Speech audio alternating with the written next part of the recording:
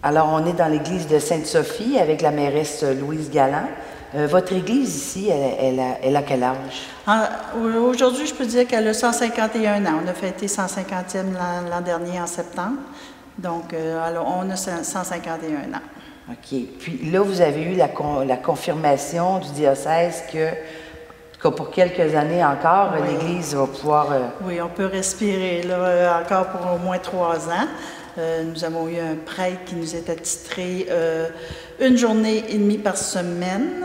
Donc, il va faire les offices, donc les messes, les funérailles, les mariages, les baptêmes. Et on l'a pour un an confirmé. Et puis, on a un diacre qui a été nommé président de la fabrique, M. Jean-Jacques Dubé, qui va être là pour les 3 prochaines années.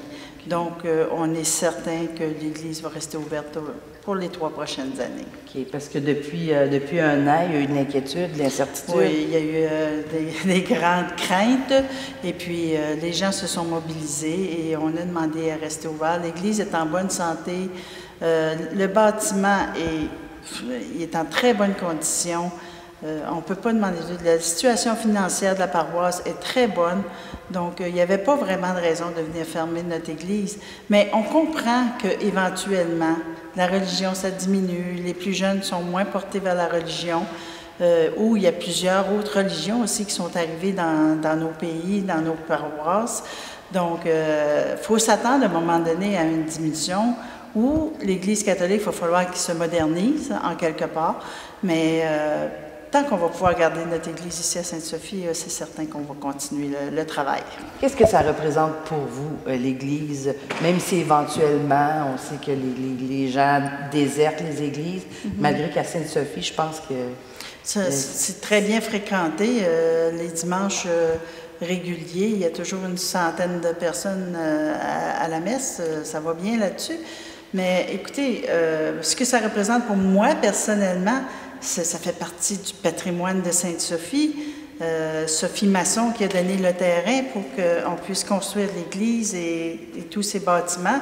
Le cimetière à l'extérieur, je veux dire, ça fait partie de notre histoire. On ne peut pas juste arriver puis détruire ça dans quelques temps. Il faut continuer à faire vivre ça. Et moi, personnellement, j'ai été élevée catholique, j'ai été baptisée, j'ai eu tous les sacrements.